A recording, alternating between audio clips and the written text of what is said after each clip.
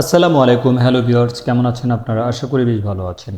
Convert Korean two Bangla চ্যানেলের পক্ষ থেকে আপনাদের স্বাগতম ও অভিনন্দন। আজকের ভিডিওর মূল টপিক হচ্ছে আমরা আজকে শিখব কোরিয়ান ভাষায় বাচ্ছিম কি, বাচ্ছিম কত প্রকার ও কি কি। তাহলে চলুন ভিডিও শুরু করা যাক। বাচ্ছিম স্বরবর্ণের নিচে যদি ব্যঞ্জন বর্ণ থাকে তাকে বাচ্ছিম বলে। বাচ্ছিম দুই প্রকার, একক বাচ্ছিম, জোর বাচ্ছিম। নিচে বসলে কি উচ্চারণ হয় তা নিম্নরূপ। একক বাচ্ছিম। একক বাচ্ছিম স্বরবর্ণের নিচে যদি একটি ব্যঞ্জন বর্ণ থাকে তাকে একক বাচ্ছিম বলে। উদাহরণ যেমন গিয়ক, সাংগিয়ক, খিউব, এগুলো হলো বাচ্ছিম হিসেবে বসতে পারে। যেমন এখানে আছে নিয়ন, দিগত, সিউত, সাংসিউত, জিউত, ছিউত, থিউত, এগুলো হলো এক একটা বাচ্ছিম হিসেবে বাচ্ছিম আকারে বসতে পারে।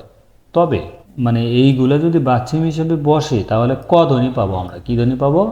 ক ধ্বনি পাবো। কারণ এখানে গিয়ক বানান করতে লাস্টে ক আসে, এই কারণে বাংলা বাক্যের ক্রিয়াপদের শেষের ধ্বনি আমরা বাচ্ছিম হিসাবে পাই।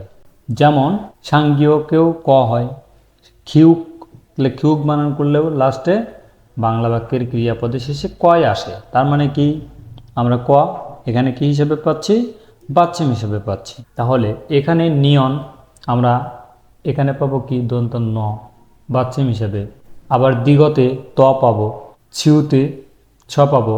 এই নিয়নটা একটু ব্যতিক্রম, এটা আলাদাই আছে। এটা এই যে হাইফেন দেওয়া আছে এখানে আলাদা করে দেওয়া আছে, এটা মূলত একটু ব্যতিক্রম। তাহলে দিগত, ছিউত, ছিউত, তাহলে ত ধ্বনি দেখা যাচ্ছে না? জিউত ত, ছিউত ত, থিউত ত, হিউত, লাস্টে কিন্তু ত চলে আসতেছে। বানানের শেষ বাংলা বাক্যের শেষে ত ধ্বনি চলে আসে। তাহলে এখানে রিউল, রিউলে কি আসছে? ল। আর মিউমে কি আসবে? ম। এর আগেও ম, পিছনেও ম। তাহলে ব, বিউব বাচ্ছিম আর ফিউব এগুলো যদি বাচ্ছিম হিসেবে থাকে তাহলে আমরা পাবো প, এবং ইয়ং যদি বাচ্ছিম হিসেবে থাকে তাহলে পাবো 19 সং। এবার আসি জোর বাচ্ছিম। জোর বাচ্ছিমে আমরা দেখছি স্বরবর্ণের নিচে যদি দুই রকম ব্যঞ্জন বর্ণ থাকে। কয় রকম? দুই রকম ব্যঞ্জন বর্ণ থাকে, তাকে জোর বাচ্ছিম বলে। তাহলে উদাহরণ র গ, র ম, র ফ, এই তিনটি জোর বাচ্ছিম সবসময় ডান পাশেরটা উচ্চারণ হবে। কোন পাশেরটা উচ্চারণ হবে? ডান পাশেরটা উচ্চারণ হবে। তবে র গ, র ম, র ফ এবং র ব, এটাও মাঝে মধ্যে এই ডান পাশেরটাই উচ্চারণ হয়, কিন্তু অনেক সময় একটু ব্যতিক্রম হয়ে যায়। তাহলে আমরা এই তিনটাকেই মূলত প্রাধান্য দিলাম। এই তিনটাই অবশ্যই কি করব? এই তিনটা জোর বাচ্ছিম সবসময় ডান পাশেরটা উচ্চারণ করব যদি এগুলো থাকে। যেমন এখানে আছে ইক, তাহলে র গ পাইছি না আমরা, এখানে বলতে হবে ইক। আবার এখানে আছে কি আছে? আম, এই যে ক্লিয়ার করে বানানটা দেয়া আছে, আম উচ্চারণ করতে হবে, আম। এখানে আছে দাপ, তাহলে এখানে উচ্চারণটা কি বলতে হবে? এখানে র ফ আছে, তাহলে কি হবে? দাপ। আশা করি এটা বুঝতে পারছেন। বাকি সবগুলো জোর বাচ্ছিম বাম পাশেরটা উচ্চারিত হবে, মানে এই তিনটা ছাড়া, এই তিনটা ছাড়া বাকি যা আছে সব কোনটা হবে? বাম পাশেরটি উচ্চারিত হবে। আশা করি বুঝতে পেরেছেন। যেমন যেমন গিয়ক সিউত, নিয়ন জিউত, নিয়ন হিউত, তাহলে এগুলো এই যে এগুলোর ব্যতিক্রম না, এগুলো ছাড়া কিন্তু এগুলো এগুলো এই র গ, র ম, র ফ থাকলে আমরা ডান পাশেরটি নেব, বাকি সব ক্ষেত্রে কী নেব?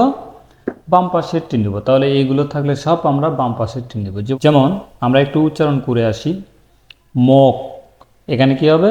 মোক। আমরা 2 নাম্বার দেখতে পাচ্ছি, এখানে আছে ইয়ং আ, তাহলে আ।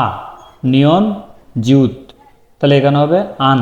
3 নম্বরে আছে মান থা, মান থা, আসলে এখানে মিউম আ নিয়ন, তাহলে মান, মান থা। অর্থাৎ জোর বাচ্ছিম থাকলে আমাদের উচ্চারণ করতে হবে এখানে র গ, র ম, র ফ না থাকলে কোনটা নেব? বাম পাশেরটা নেব। তাহলে বাম পাশেরটা ধরে উচ্চারণ করতে হবে। এখানে যেমন আছে কি? হাল থা। তারপরে আসি 5 নাম্বার সিল, সিল থা। এরপরে আছে বিয়োগ ধরতে হবে এখানে, তাহলে অপ্তা, অপ্তা। তো আশা করি বুঝতে পারছেন। তো ভিউয়ার্স, আমাদের ভিডিও দেখে যদি একটু ভালো লেগে থাকে তাহলে অবশ্যই লাইক, কমেন্ট, শেয়ার এবং সাবস্ক্রাইব করবেন। আল্লাহ হাফেজ।